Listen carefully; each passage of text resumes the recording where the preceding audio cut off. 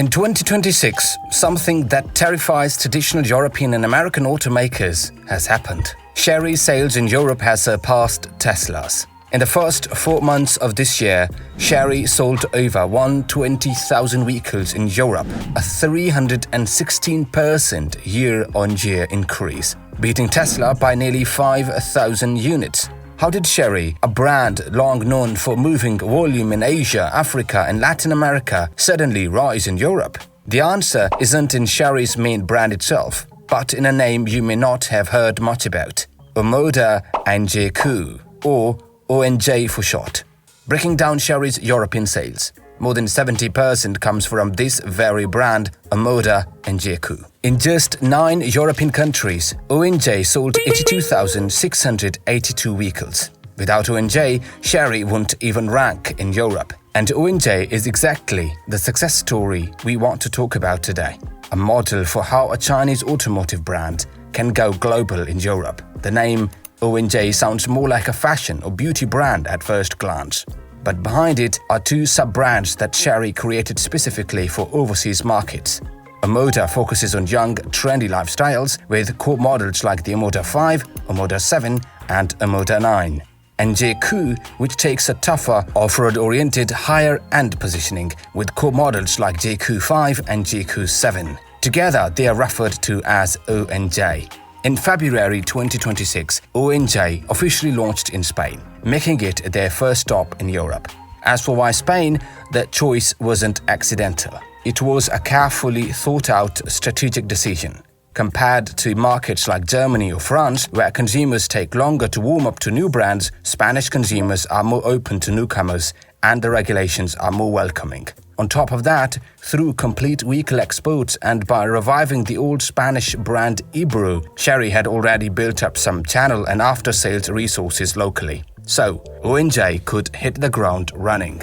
Moreover, Spain's new energy penetration is rising fast, but the market hasn't yet been fully dominated by the usual European and American giants like Tesla, leaving room for differentiated competition. Spain is not only one of the largest automakers in Southern Europe, its consumer trends and channel models also have a demonstrative effect on the entire Mediterranean coast and even Latin America. ONJ didn't choose Spain just to sell a few cars, they chose it to build a replicable, scalable European showroom. After 2 years of groundwork, ONJ exploded in 2026. In the Spanish market, the Omoda 5 and Omoda 7 posted strong results. In the first 5 months of this year, the Omoda 5 registered 6,941 new plates, up 50.8% year-on-year. In the compact SUV segment, it was the second fastest growing model, just 2 percentage points behind the Toyota CHR, which has been deeply rooted in Spain for over a decade. Its market share reached 4.18%, and in total volume, it ranked second only to the CHR. The energy mix is also interesting. Previously, the Omoda 5 was purely electric, but now 85.8% of its sales come from HEV. And its HEV penetration growth and market share have already surpassed the HEV benchmarks of long-established Japanese and Korean players in Southern Europe, the Toyota CHR and Kia Sportage. The Omoda 5 achieved a higher market share in a shorter time. The Omoda 7, meanwhile, is more aggressive. It launched straight as a plug-in hybrid with a pure electric range that pushes even further than the Omoda 5's hybrid approach. The Omoda 7 PHEV debuted in Spain this January, after taking the first step with 67 vehicles, but in every month since, it has climbed to 28 units in February, 582 units in March, and 626 units in May. That's an 834% increase in just 5 months. You may not have a sense of what the number means, so let's compare it with a veteran in the European market, the Audi Q3 PHEV. The Q3 PHEV also started from zero in 2026, but its growth curve has been nowhere near as steep and its total volume remains lower than the Omoda 7 PHEV. In just 5 months, the Omoda 7 PHEV has jumped to 4th place in the compact SUV PHEV segment. with 2011 registrations and a 10.8% market share in a market tightly held by established brands. For a newcomer, that's a remarkable start, and it's not relying on fleet sales. It's winning over ordinary retail buyers. One characteristic of the European market is that corporate purchases often account for 60 to 70% of sales. Behind this are not only tax system factors, but also the fact that car prices in Europe are relatively high, so private buyers think twice and count every euro. Many new brands that come in initially have to rely on rental companies and corporate fleets to boost volume. Some even use dealer inventory loading in the early days. Even local incumbents depend on long-term relationships with business customers. Developing rental companies and large fleets takes time. The negotiation cycles with fleet managers are usually measured in months or even years. For many corporate clients, changing their company cars means changing brands. It means changing an entire system and set of usage habits, which requires great courage and lengthy deliberation. It's only natural that a newly arrived Chinese company cannot earn that trust in a short time. On the other hand, when working with rental companies, they usually ask for wholesale prices, and the automaker also has to guarantee the buyback residual value after the vehicles are retired, all of which come with tough terms. But that also means, conversely, that if you invest enough time to build corporate trust and put enough money to the table, the fleet and rental market can be cracked. So the harder challenge is retail customers, because these are consumers spending their own hard-earned money. They are more picky, and they demand excellence in product, brand, and after-sales service all at once.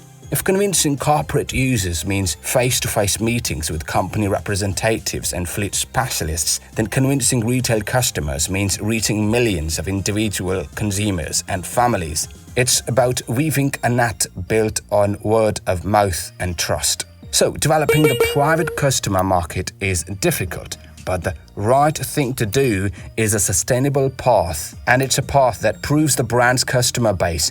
ONJ has proven this with data.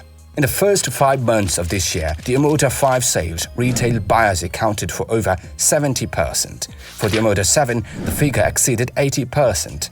In other words, the vast majority of ONJ's vehicles are purchased by ordinary people with their own money. This shows two things. First, the product itself is attractive enough that ordinary people are willing to pay for it. Second, and most importantly, the brand and channel are solid. Consumers who buy this car don't worry about where to get it repaired, and they don't fret about parts availability. That sense of security is something many new brands, no matter how much money they pour in or how many years they spend, may never build. And that trust doesn't come out of thin air. ONJ has its own self-operated warehouse of over 10,000 square meters in Spain, with critical parts kept in stock to ensure quick after-sales response. Customers don't have to wait for parts to ship across the ocean. Maintenance and repairs are as convenient as with any local brand. This visible assurance is what gives consumers the confidence to buy without hesitation. Judging by the fleet-to-retail ratio, ONJ Spain's channel health has been solid from the very beginning, and in this regard, it even outperforms many European local manufacturers and Japanese or Korean automakers. So, come back to the final point. Large fleets alone cannot sustain absolute volume, but without private customers, an automaker has no sustainable future.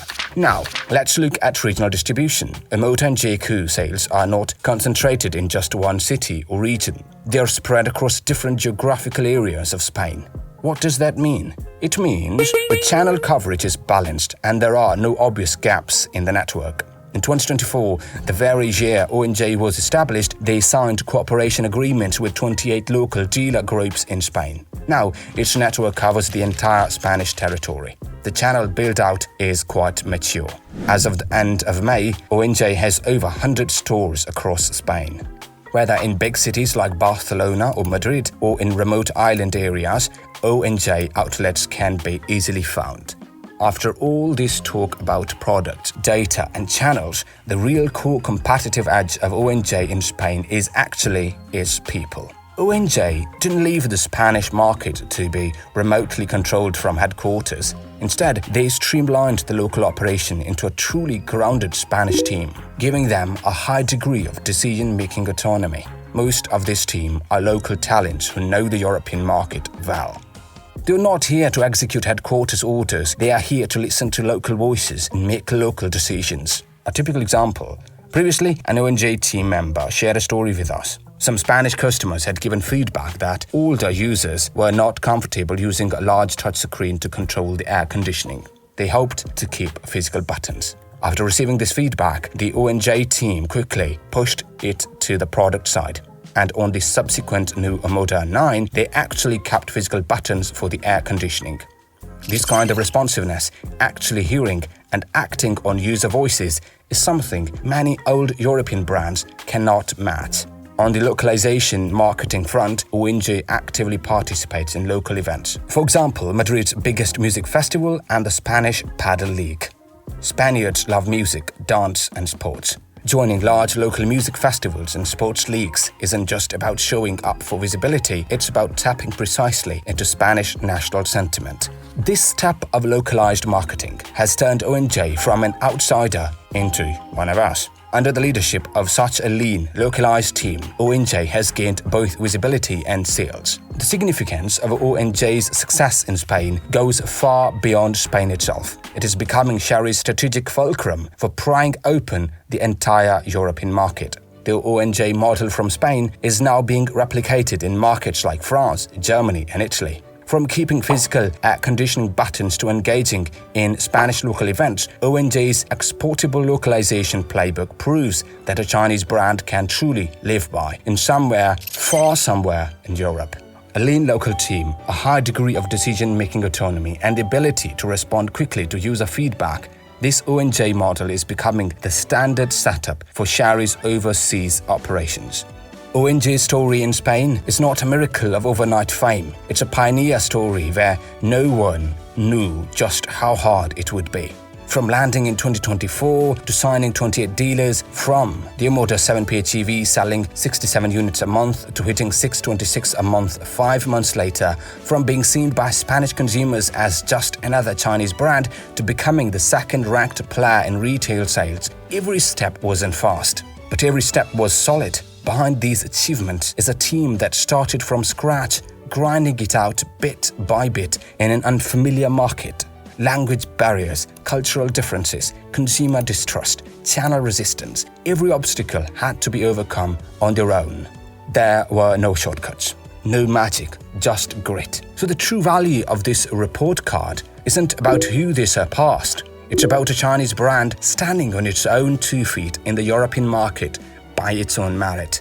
I think this is exactly why Chery placed ONJ in Spain, not for a one-off deal, but to create a template. This template proves that a Chinese brand can gain a firm foothold in Europe through real localization, genuine product strength, and authentic user listening. And Spain is just ONJ's first stop in Europe. France, the UK, Germany, Italy, the list is growing longer.